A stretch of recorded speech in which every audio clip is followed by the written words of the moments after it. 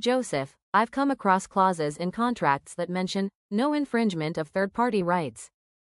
What do these clauses mean? That's a great question, Linda. These clauses are assurances made by one party to confirm that they're not violating any third-party rights, especially intellectual property rights like copyrights, trademarks, or patents. They can also extend to personal property interests, such as liens or security claims. By including this clause, you're asking your counterparty to guarantee that everything they're providing, materials, code, content, or ideas, is theirs to use and doesn't infringe on someone else's rights. Why would I want to include such a clause in a contract?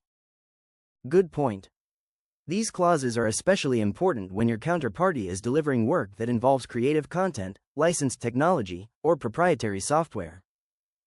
Getting this confirmation helps ensure they can perform their obligations without exposing you to legal risk. It also protects you from being seen as complicit in an infringement. This kind of clause is often paired with an indemnification clause. That means if a third party makes a claim of infringement, the party who gave the assurance agrees to cover your legal costs and any damages awarded. Can you give me an example of when this might be used? Absolutely.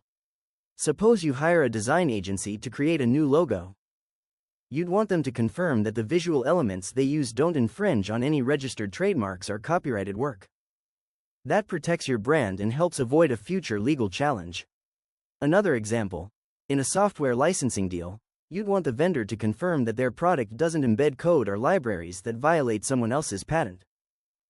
In entertainment, a filmmaker might be required to confirm that all media, soundtracks, or footage in a production is properly licensed and original.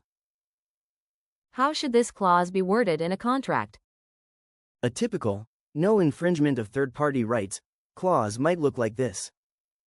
The contractor confirms that the materials used or provided under this agreement do not infringe on any third-party intellectual property rights, including copyrights, trademarks, patents, and trade secrets. The contractor will obtain all necessary licenses and approvals for using any third-party materials. The contractor will cover any claims, losses, damages, costs, and expenses, including reasonable attorney's fees, resulting from any breach of this promise.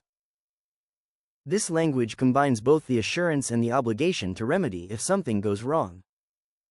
Are there any potential pitfalls to watch out for? Definitely. While this clause gives you an added layer of legal protection, it's not a full shield. If your counterparty does infringe on someone else's rights, even unintentionally, you could still face legal challenges. And if you're seen as enabling or benefiting from that infringement, you might be exposed to contributory liability. To guard against this, you can go beyond due diligence. For example, you can require your counterparty to pass the same non-infringement warranties down to their subcontractors.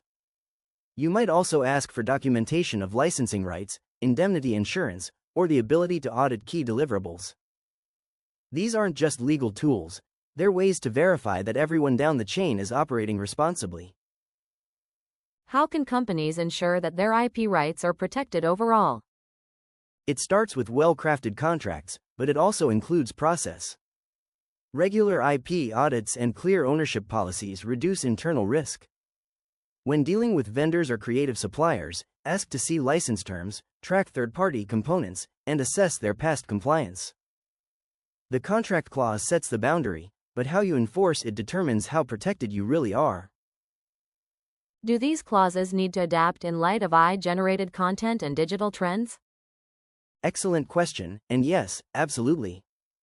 As digital tools evolve, especially with the rise of AI-generated content, these clauses must keep pace. There's growing legal uncertainty around who owns AI outputs, and whether they might unintentionally copy protected works. So, it's smart to revise your infringement clauses to cover content generated or assisted by AI.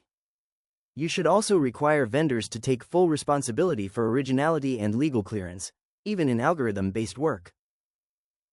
Thanks, Joseph. This has been really insightful. It's great to understand how these clauses work and how to use them effectively. You're very welcome, Linda. No infringement of third-party rights clauses are essential for reducing your legal exposure. But to be truly effective, they need to be clearly written, carefully enforced, and continuously adapted to reflect the changing landscape of digital ownership and innovation.